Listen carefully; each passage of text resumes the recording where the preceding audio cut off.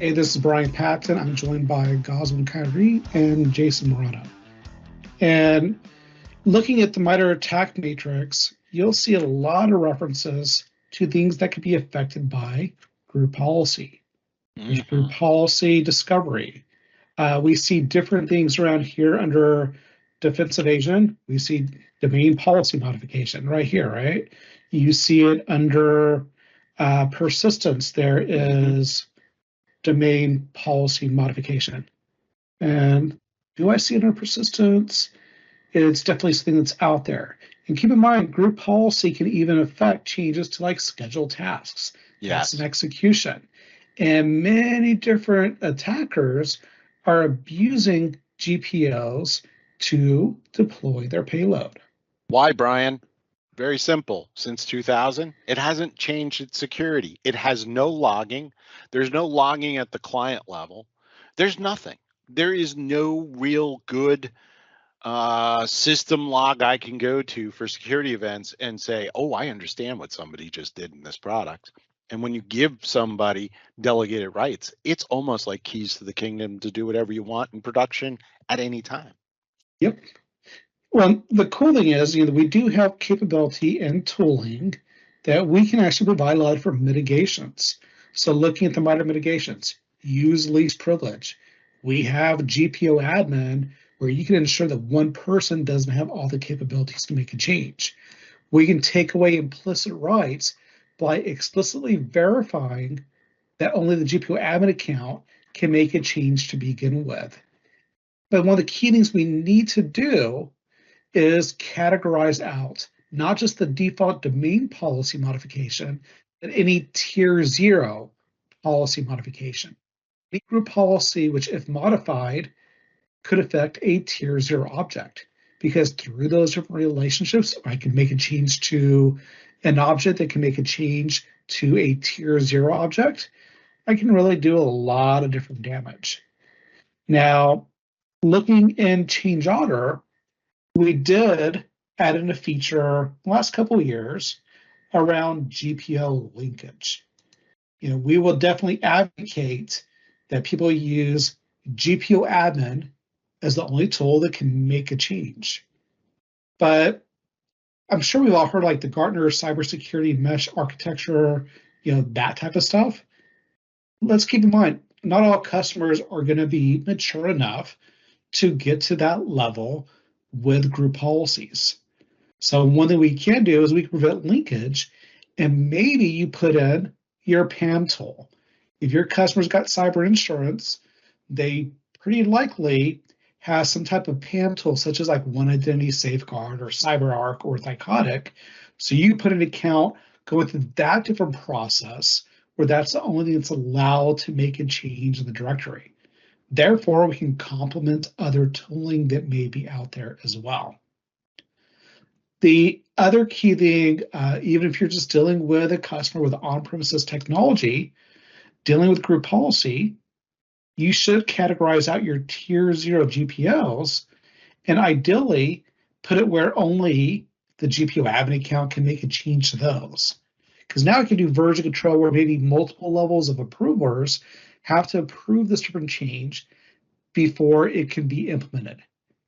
GPO admin does have the watcher service, so if somebody does make a change, you can revert it. But I like to proactively fix things and make sure it can happen versus reactively changing it after the fact. How many customers would you both say are concerned with their group policy? How many times do you get that on a call where they're like, oh yeah, this is my biggest problem dealing with managing who and what changes are happening?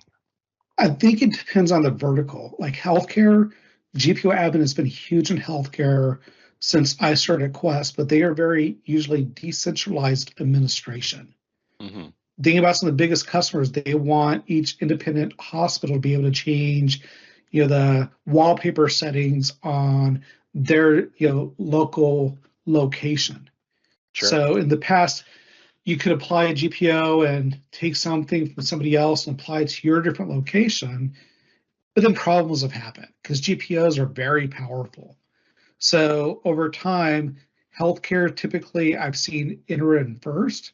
I've seen a lot of very large, mature security programs implement GPO admin in the last few years, but it's a very centralized administrative model with a very few set of people that can make those different changes to begin with. The adoption GPO admin isn't quite like we would want, right? They just don't have as much of a need for it because it's a small number of people can make that change to begin with. Yeah, I totally agree. I think any vertical where there's segmented businesses within the business, where they have to divide the way their directory is structured and apply the group policies against those OUs, our customers that definitely leverage GPO admin. Brian, if you want to go back real quick, because you showed the protection template with GPO admin as a primitive for a product that exists, but I think you referenced something and I want to make sure we address it again. If a customer does not have GPO admin, this still applies, correct? Yeah. CyberArk is very popular, right? So you could use that as a control where you must go to CyberArk. Maybe you're doing their session level recording because you're doing a change that can impact the entire organization. Maybe that's a process that you can implement. You don't have to be tied to just Quest different tooling. This can, in fact, complement, even just we have our on-premises change order to use it where that service account is the only that can make that change. This does not have to be the GPO admin service account. This could be one of our competitors, a CyberArk service account, and only that account can make the change that we have out there. And then right here, this is actually coming from Security Guardian, because if we see something, you want to be doing something, and we can modify these settings. So Security Guardian created this part right here, but later on, we can modify and manipulate the different accounts on premises of what's my approved tooling I could do to put those different controls in place. So when I go to Security Guardian, I'll do a protection thing. I'll show you in a couple of minutes. It'll just get added into this different list right here. So this is where we're talking about where you see something, we can do something. And this will hopefully disrupt a lot of different common attacks. Because now as we're looking through, I like pointing out the zero trust type stuff as well. We see something, we can do something, and we can explicitly allow just these objects to be able to do something to begin with. So what I will do is open hubs right here. You can see this different language. See this validate trust explicitly. Security assurance shall rely on explicitly validating trust decisions using all relevant available information telemetry. We can give you more different information telemetry with our enriched data that we have around change order.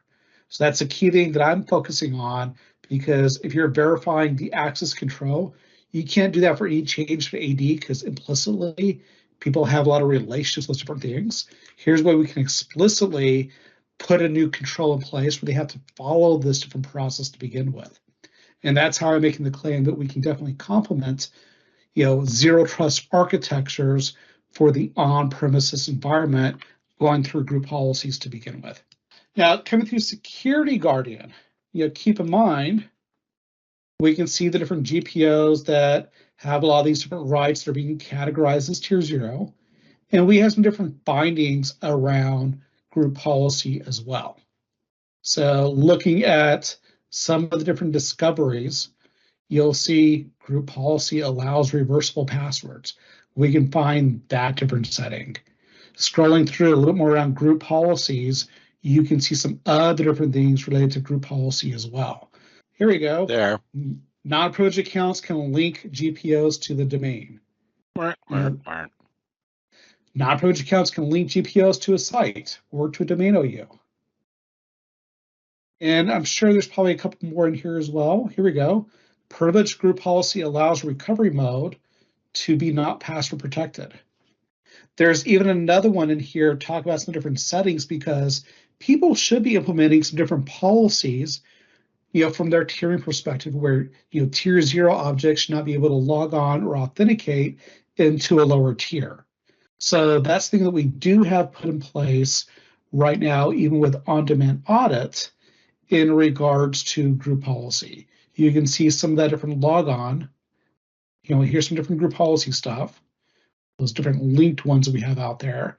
But even our logon, I believe we have it in here around logging onto a lower tier. And here we go. This is our tier 0 stuff from our BHE integration. But you can see the authentication going on to a different tier, because in reality, that's a change or something that a GPO should be putting in control in place. So in a way, this is even looking at where those GPOs are not really being adhered to properly. Looking at other assessments, I have some stuff in here that we've done a collection around some of the different GPO stuff. Let's take a quick look-see in there. Domain admins can log into computers with non-privileged group policy. So this is about like how they're actually getting configured in there as well.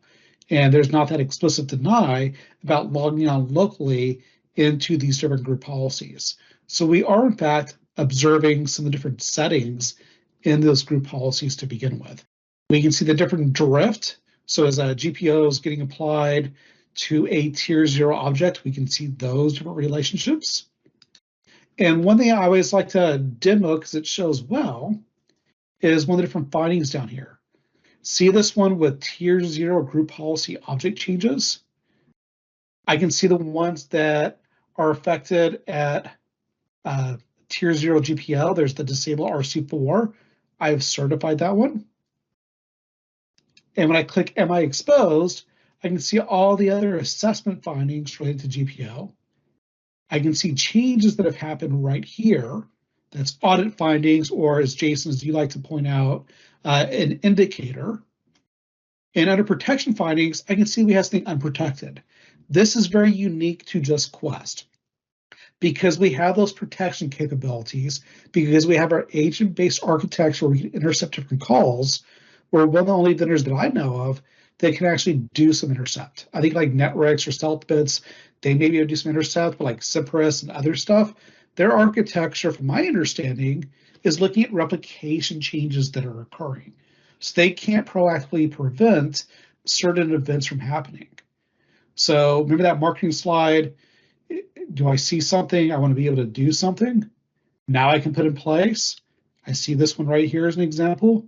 I can enable the protection, and this will call back to the on-premises change audit infrastructure, and we'll add this DMA into that different protection template. So now I can try to disrupt those different attacks from occurring to begin with. So we've got the assessments. This is what we're looking for. We've got the findings. This is what we saw in the environment, and then I saw it on the on-demand audit. Saw how we protected in change auditor. The only thing is maybe if we flip over to the change auditor side to look at what events do we have out of the box in case an SC wants to demo this and wants to provide a complete picture. Where are the events inside of change auditor? So all events right here, there's plenty of stuff around group policies. So all group policy events, if they're using GPO admin, there's even the integration with the initiator tab right there. Here is the search for all group policy events. I can look at that. I can obviously, finagle it and finesse it to be a little bit more restrictive in here. Here's where I'm seeing a lot of different changes that are occurring within, Active Directory. And you can see this initiator right here. It's all the user of GPO admin or the GMSA service account. So GPO admin's actually making different changes, different objects. And that's another big value prop that we have. The fact that we can see the before and after values of exactly what is being changed.